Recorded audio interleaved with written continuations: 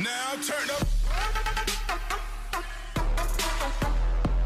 It is Marcus of Dynasty Football Dads. I have a special guest, Jackson, the Cookie Monster. He wants to be a part of this Dynasty Cornerstone rankings here, right? Woo! All right, so we get to talk about the top 4 Cornerstone wide receivers. These are guys that are going to be great for the next 7, 8, 9 years. I cut off the age at 24. I thought that was an important age mark to cut it off at. Number 1, it is my man. Can you do the gritty? I don't know how to do the gritty either, but you can dance. We can dance. We can dance. And so it is Justin Jefferson.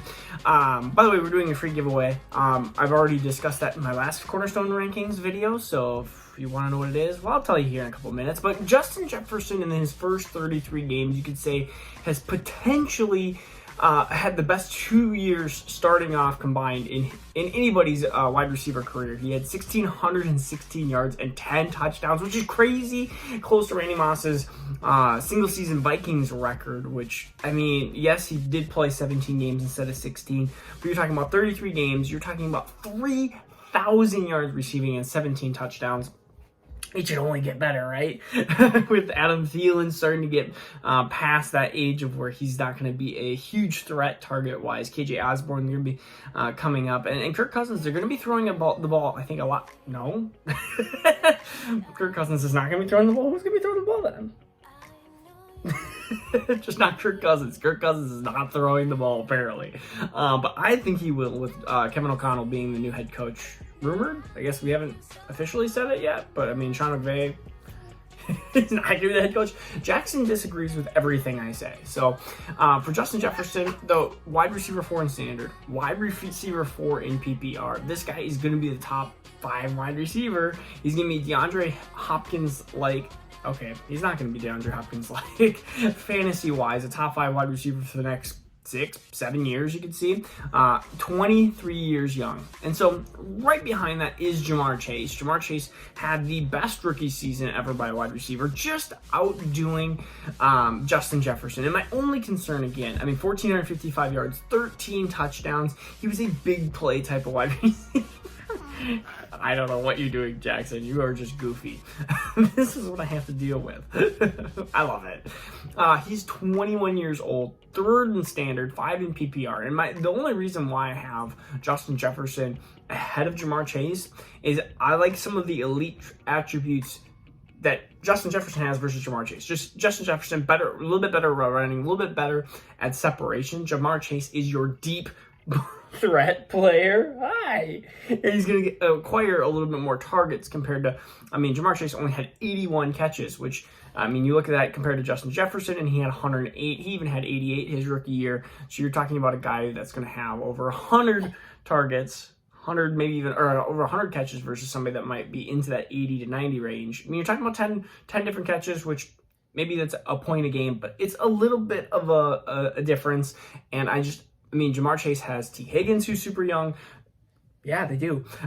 They still are. Tyler Boyd's still there. Joe Mixon's there. He does have Joe Burrow for the next million years, which is going to be nice. But Jamar Chase, number 2. If you said Jamar Chase is my number 1, I'm totally fine with that. It is 1A and 1B in my mind. Then we drop to 3, though. We do have a drop.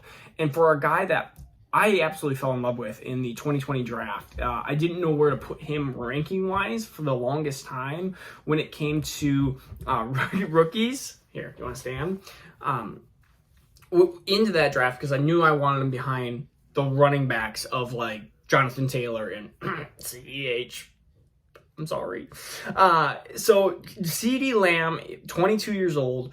The biggest weird concern is, like, he just underperformed considering what he had around him. He had Dak back, so we thought, oh, he's going to be top 5 wide receiver. And he started out hot, but 13th in standard, 19th in PPR, 1,102 yards, 6 touchdowns, low on touchdowns. This guy is super talented. He's probably one of the most talented, gifted wide receivers in the last 5 drafts and combined. And so when I see that, and I see the lack of production, and he has a good quarterback, he missed a game.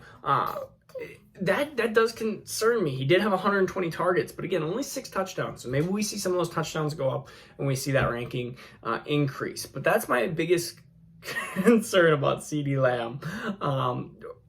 these guys are going to be 7-8 year guys. That trio, I have zero concerns about. Relatively zero concerns about. The number 4 being AJ Brown is the biggest concern. He's 24, and AJ Brown 32 in standard, 32 in PPR. But if you look at it, I mean, he only played 13 games. He didn't. There was a good stretch he didn't play. But you look at some of the games and yardage wise: 41, 145, 48, 16, 42, 155, 33, 91, 38, 43, and 49 receptions. Pretty much all below 5 except for the 2 games with 8 and 10. And when he had 8 and 10, he blew up. He blew up for over 28 points in PPR, over 20 points in standard.